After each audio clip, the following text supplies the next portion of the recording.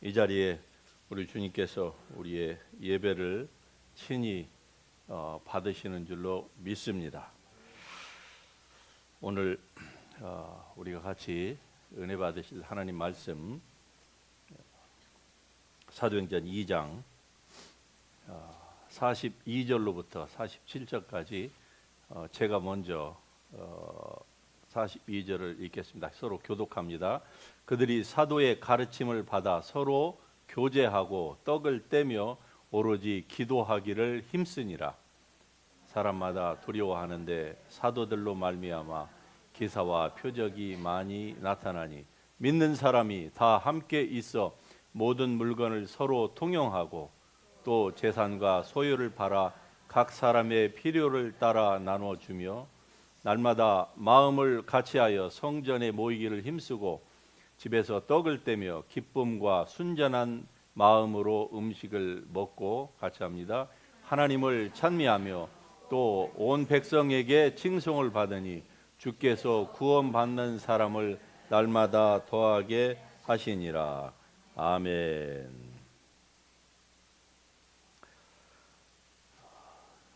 여러분이 생각하는 이 기독교는 어떤 모습입니까?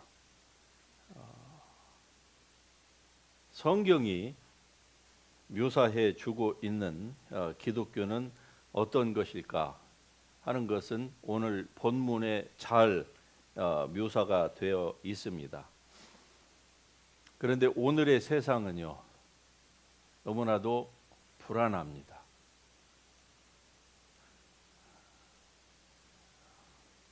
아마 자칫 잘못하면 이번 주에 또 저 중동에서 전쟁이 발발할지도 모른다고 하는 이러한 그 불안한 전운이 지구 반대편에서 감돌고 있는 그러한 시대 가운데 우리가 삽니다. 어디 그것뿐입니까?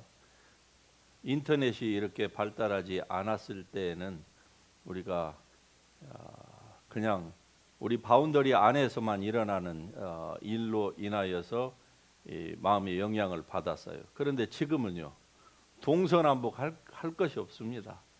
지구 반대편뿐만이 아니라 북극 남극 할 것 없이 지구 전체를 그냥 실시간으로 일어나는 일을 우리가 접하게 됨으로 말미암아서 정말 사람들의 마음이 어디에 쉴 곳을 두지를 못하고 있지 않습니까? 또 사람의 삶은 어떻습니까? 우주에 비하면은 지구는 정말로 점 하나를 찍을 만큼의 그 스페이스도 차지하지 못하는 아주 작은 별에 불과한데 이 안에 사는 이 80억 명이 넘는 이 수많은 인구가 완전히 전투적으로 살아갑니다. 이 세상에 과연 소망이 있을까요? 세상에는 참 소망이 없음을 우리는 너무나도 잘 압니다. 그러나 오직 소망은 예수 그리스도 안에 있습니다. 오직 예수님만이 우리의 영원한 소망입니다. 소망이라고 할 때에 그것은 우리를 영원까지 인도하는 것이어야만 우리가 참 소망이라고 얘기할 수 있기 때문에 그렇습니다. 여러분이 그리스도인이 되었지만은 어떻게 그리스도인이 되었습니까? 저처럼 부모님 밑에서 모태신앙으로 태어나면은 그냥 자동적으로 그리스도인이 되는 것입니까? 무슨 미션 스쿨을 다니면은 자동적으로 하나님의 백성이 되는 것입니까? 오늘날 세상에서는 선이나 또 이 거룩한 삶을 추구하면은 이 하나님 나라의 백성이 될 수 있다, 이렇게 얘기하는 종교들이 많지요. 그러나 여러분과 제가 그리스도인이 된 것도, 또 앞으로 지금 그리스도 밖에 있는 사람들이 그리스도인이 되는 것도 바로 하나님의 성령의 능력이 임하여서 진리, 즉 예수 그리스도에 관련된 그 진리입니다. 이것을 깨닫게 하실 때만이 비로소 그리스도인이 될 수 있는 것입니다. 다른 것으로는 우리가 그리스도인이 될 수 있는 방법이 없어요. 아무리 거룩하게 삶을 추구한다고 해도, 아무리 선행 공덕을 많이 쌓는다고 할지라도 그것이 사람들 사이에서는 좋은 평판을 얼마든지 받을 수 있고 우리가 본받아야 될 삶의 좋은 태도인 것은 분명하지만, 그러나 구원에 이를 수는 없는 겁니다. 오직 구원은 바로 예수 그리스도의 메시지를 받을 때만이 가능한 거예요. 그 메시지가 하나님의 성령의 역사하심을 통해서 우리에게 임할 때에 우리가 비로소 예수를 유일한 구세주로 받고 그리고 주님을 영접할 수가 있는 것입니다. 그 후에야 비로소 여러분과 제가 지금 이렇게 신앙생활을 하는 것처럼 하나님의 말씀에 따라서 우리가 우리의 자신을, 우리의 무능한 자신을 늘 고백하고, 또 때로 어린아이와 같은 그 심령으로 예수 그리스도의 그 메시지를 받아들이고 순종하면서 나아가는 것입니다.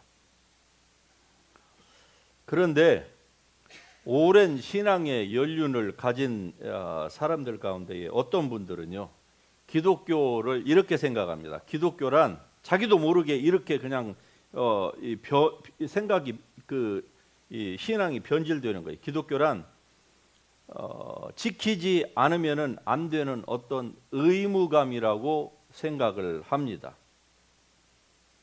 그러니까 이런 생각으로 기독교를 생각하는 사람들에게 예배는요, 짧으면 짧을수록 좋은 거예요. 횟수가 많으면은 부담을 느낍니다. 왜냐하면은 참석하지 않으면은 뭐 일이 발생될 것 같아요. 불안합니다. 그래서 가기는 가야 돼요. 그런데 그것도 길으면은 너무 지루하고, 횟수가 많아지면은 부담이 돼요. 그래서 이러한 이 기독교의 이 관념에 대하여서 영국에 낳은 그 유명한 대문호 중에 한 사람인 그 존 밀턴이 이런 얘기를 했습니다. 이런 가르침은 기쁨을 꾸짖고 그리고 고된 날들을 살게 하는 것이다, 이렇게 얘기를 했어요. 이런 기독교의 컨셉을 가지고 있는 이 부모 밑에서 자라나는 아이들을 한번 생각해 보십시다. 뭐 다 그렇다는 건 아니지만은 일반적으로 오늘날 통계로 말하면은 한 70, 80%가 여기에 해당이 되는데, 이들이 주일학교를 다닐 때에는 어떻습니까? 잘 따라서 다닙니다. 그러는데 이제 자기의 의견을 펼 수 있는 10대나 또는 하이스쿨을 졸업하는 그 때가 되면은요, 더 이상 교회를 나가지 않아요. 왜냐고 물어보면은 엄마의 종교를 나한테 더 이상 강요하지 마세요 라고 완전히 위대한 선언을 합니다. 아주 샥을 받는 것이죠. 그러니까 이러한 사람들에게 기독교는 무엇이었는가 하니, 자기의 목을 조여오고 손과 발을 묶어 놓은 그 체인에 불과했던 것입니다. 언젠가는 자기가 힘만 있으면 이걸 벗어버리고 싶은 무거운 멍에와 같은 거예요. 그래서 드디어 자기 의견을 표출할 수 있을 때에 이제 폭탄 선언을 하게 된 것이죠. 그리고 더 이상 그들은 교회를 나가지 않습니다. 이제 자유로운 세상으로 나가는 거예요. 자기가 원하는 대로 띠뛰고 다니면서 이것 저것 마음껏 뭐에도 구속받지 않는 그런 그 삶을 사는 사람들이 적지 않습니다. 그래서 여러분들은 기독교를 그동안에 어떻게 생각하셨는지 모르겠습니다. 우리가 올해 들어서 계속적으로 이 사도행전을 통하여서 기독교가 무엇인가, 성경적인 그리스도인은 어떤 모습인가 하는 것들을 우리가 지금 살펴보는 가운데에 있습니다. 그런데 이와 같이 제가 여러분에게 말씀드린 이런 그 기독교적인 그 컨셉을 가지고 있는 분들이 여러분 가운데는 아마 한 분도 없겠지요.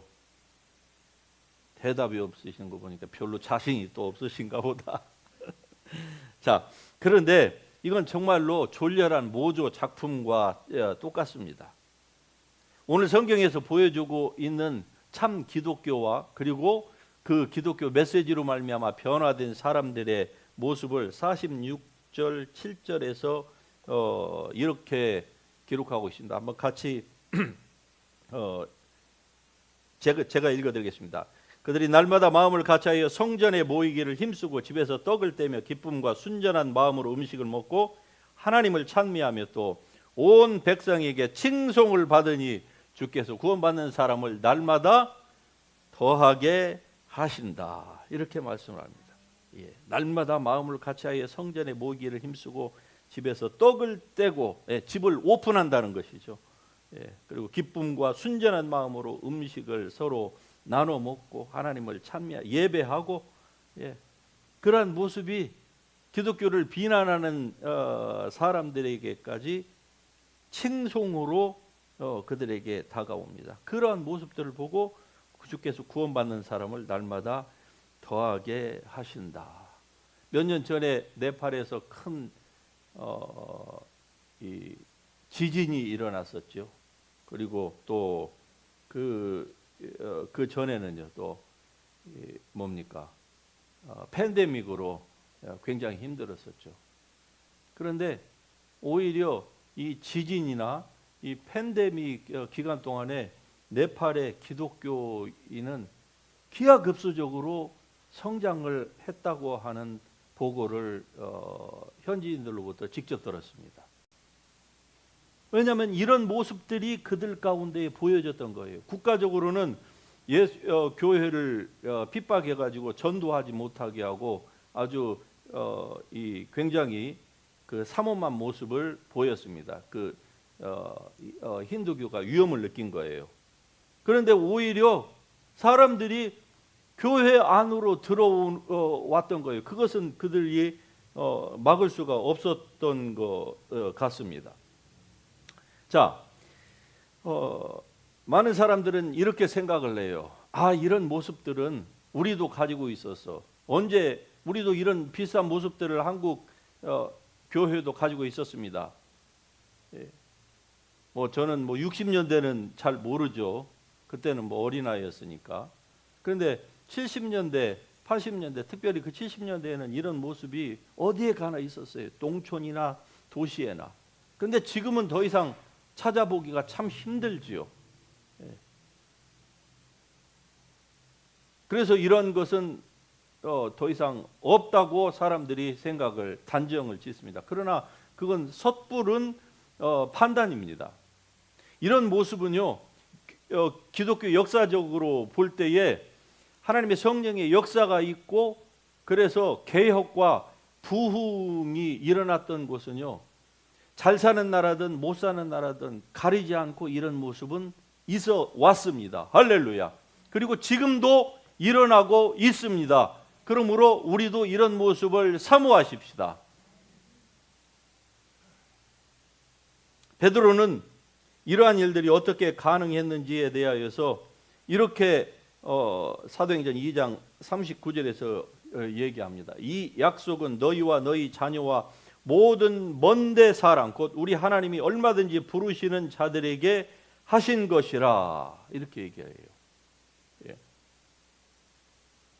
하나님이 부르시는 자들에게서는 이러한 일들이 언제든지 먼 데든지 가까운 데든지 이런 일들이 일어날 수 있다는 거예요.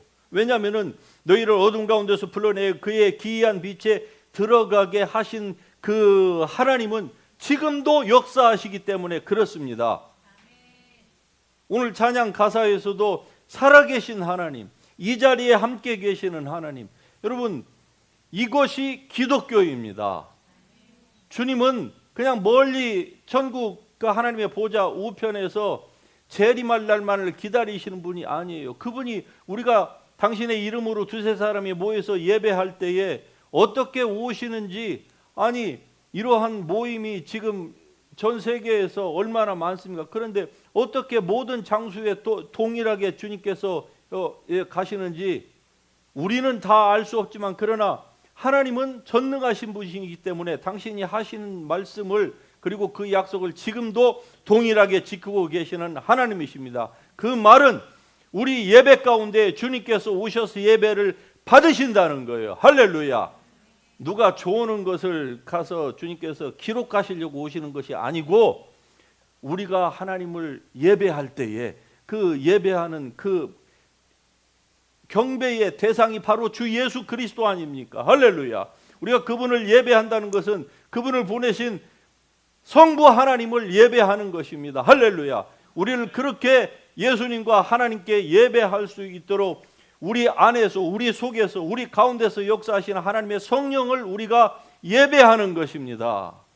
그러므로 하나님은 지금도 살아계시는 하나님이에요. 오늘 본문에서 보여지는 성도들의 모습이 바로 이런 모습이었습니다. 그들이 사도의 가르침을 받아 서로 교제하고 떡을 떼고 기도하기를 전혀 힘쓰고 자기의 집을 오픈해서 사람들을 웰컴하고 나누고, 저분들이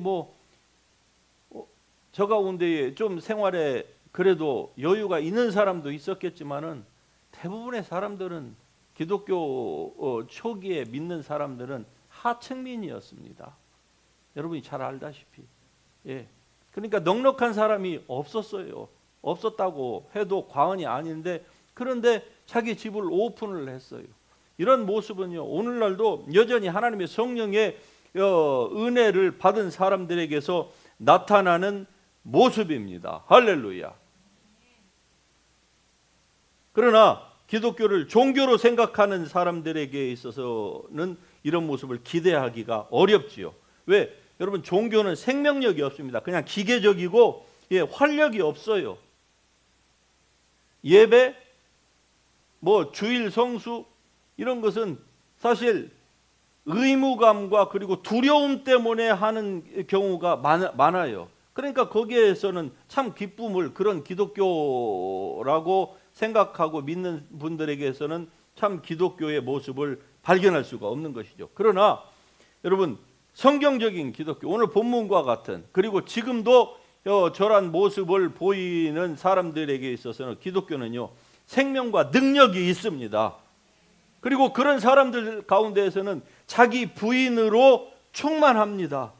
왜냐하면 성령의 하나님의 역사가 살아있기 때문에 그들을 통해서 행동하시는 하나님이 보여지는 겁니다. 여러분 한 분 한 분을 통해서 행동하시는, 지금 살아서 역사하시는 그 하나님이 보여지는 거예요. 그 가운데 어떤 사람, 능력 있는 사람의 손을 통하여서 치유도 일어나고, 사랑이 있는 사람은 사랑에 있는 사람들의 그 손길을 통하여서 사람들의 마음이 열려지고 예수 그리스도께로 돌아오게 되는, 이러한 즉 하나님의 일하심이 초대교회의 사람들처럼 보여지는 거예요.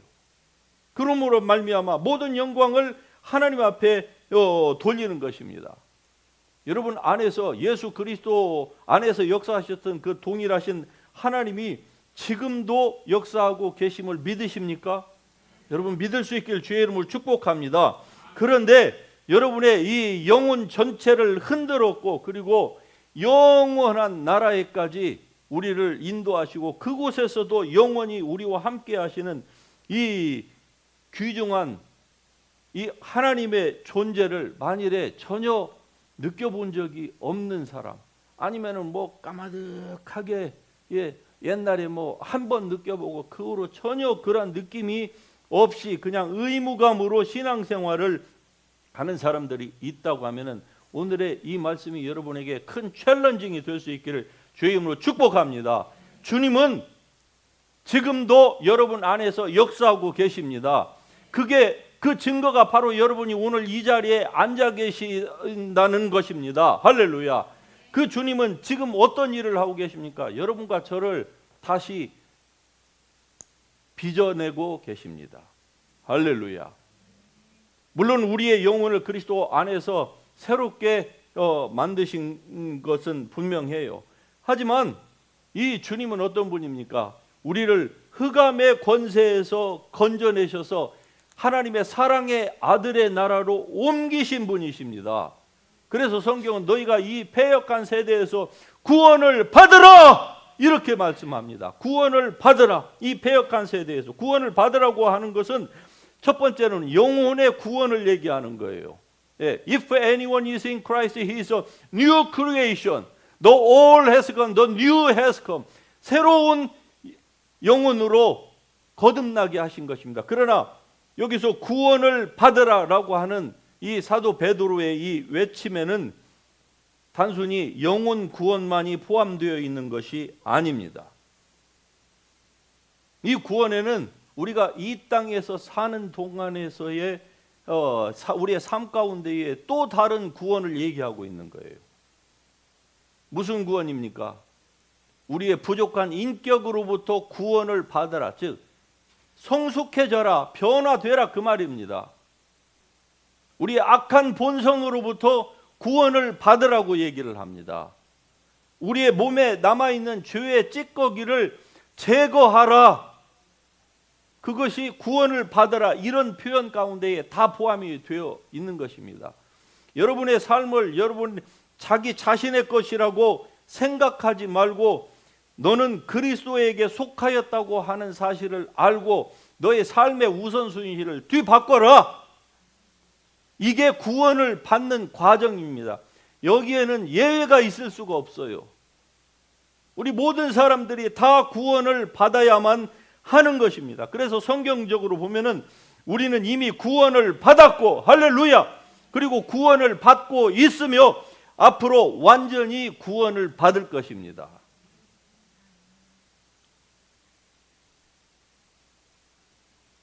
예수 그리스도로 말미암아 우리는 마귀의 자녀에서 하나님의 자녀로 완전히 신분이 변화됐습니다. 이것이 구원을 받은 거예요. 칭의입니다. 그러나 여전히 우리는 구원을 받아야만 합니다. 그런데 사람들이 이 두 번째, 우리의 삶에서의 이 성화의 구원의 부분에 있어서 대부분을 놓치고 사는 거예요. 그러니까 신앙생활은 열심히 하는데 인격의 구원을 받는 일에 대하여서 등한히 한 결과 어떻습니까? 오늘 본문에 나온 저 초대 교회의 교인들과 같은 모습을 보이지를 못하는 겁니다. 조금만 자기의 삶에 이 불편함을 주면은요, 그냥 팍팍 튀는 거예요. 그냥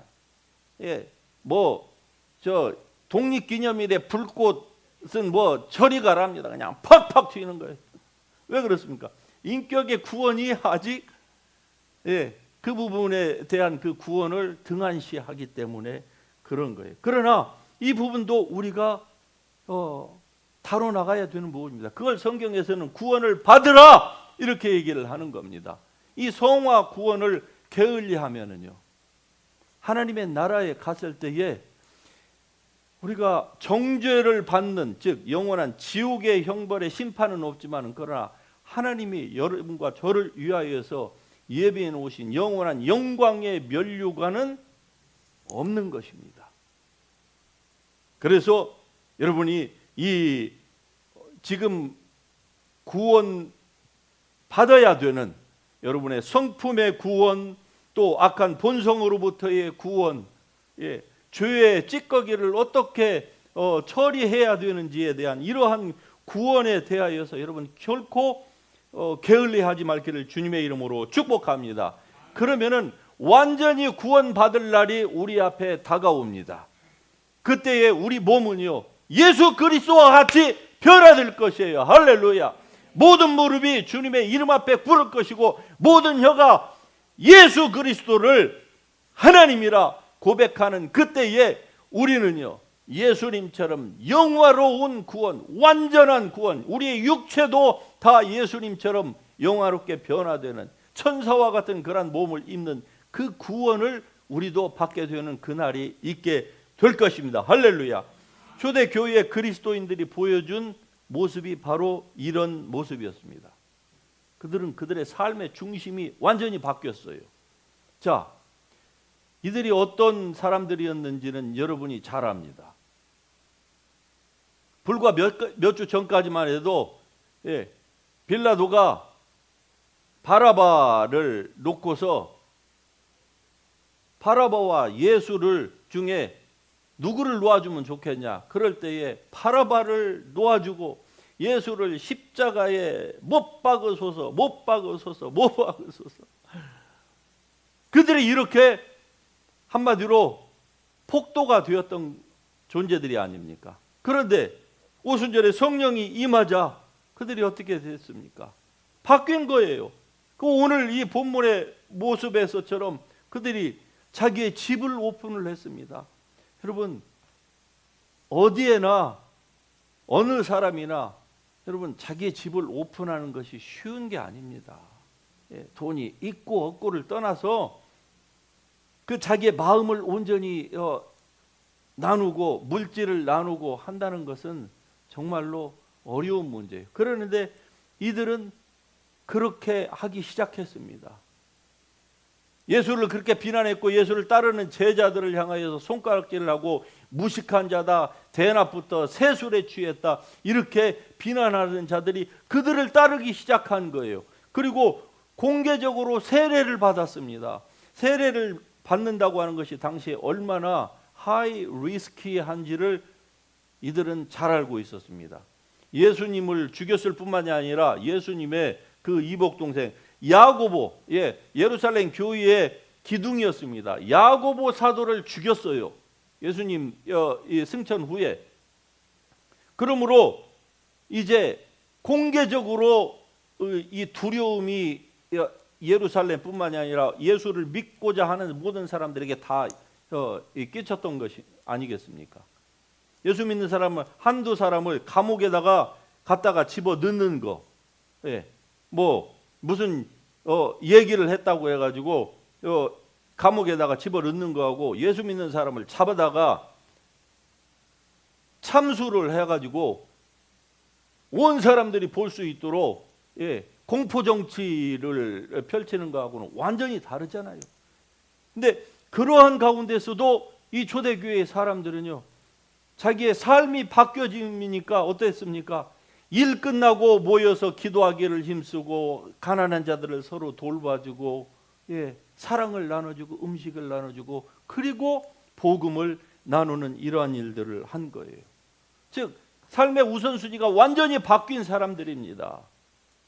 그러니까 오늘날 대중적인 기독교관을 가지고 있는 현대 기독교인과는 완전히 대조적인 모습이에요. 대중적인 오늘날의 이 기독교관은 무엇입니까? 기독교는 많은 삶의 요소 가운데서 하나의 액세서리입니다. 이게 현대 기독교인들이 가지고 있는 이 기독교 이 컨셉이에요. 뭐 추구하는 거, 가지고 있는 뭐 성향, 이 모든 것들이 거의 세상 사람과 거의 비슷합니다. 그런데 유일하게 다른 것이 있다고 하면은 주일날 되면은 반드시 교회를 나간다는 거예요. 여러분처럼, 저처럼. 그런데 이것이 뭡니까? 그냥 액세서리예요, 하나의. 그런데 오늘 본문에서 보여주는 이 성도들은 그런 것이 아니었습니다.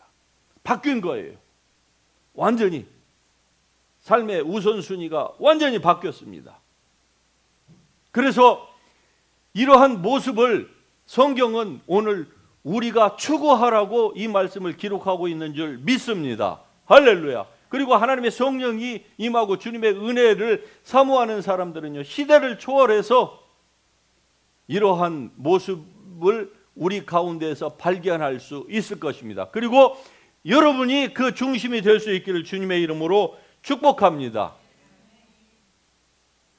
저런 모습이 사도행전 2장에만 보여지는 것이 아니라 바로 여러분을 통하여서, 우리 교회를 통하여서, 그리고 이렇게 주님을 사랑하는 많은 하나님의 백성들을 통하여서 이런 모습이 보여진다고 하면은요, 얼마나 하나님 앞에 영광이 되겠습니까? 할렐루야. 여러분이 이러한 삶의 성경이 우리에게 요구하는 이러한 삶의 중심 가운데 여러분이 들어있기를 주님의 이름으로 축복합니다. 그래서 성경은 이렇게 얘기합니다. 그 말을 받은 사람들은 다 세례를 받음에 믿는 사람이 다 함께 있어서 모든 물건을 서로 통용했다. 유무상통이 없었다는 것이죠. 더욱더 사랑하고 하나님을 섬기는 이러한 한마디로 전 인격이 변화되는 모습을 바로 이 본문의 성도들이 보여준 것처럼 이것이 바로 여러분과 제가 추구해야 될 진정으로 변화된 성경적인 모습의 그리스도인입니다. 이러한 교회가 성경적인 모습의 바로 교회인 줄로 믿습니다. 바로 여러분이 그 주인공이 되시고 또 우리 교회가 이러한 모습을 갖추는 이러한 귀한 교회가 될 수 있기를 주님의 이름으로 축복합니다. 할렐루야.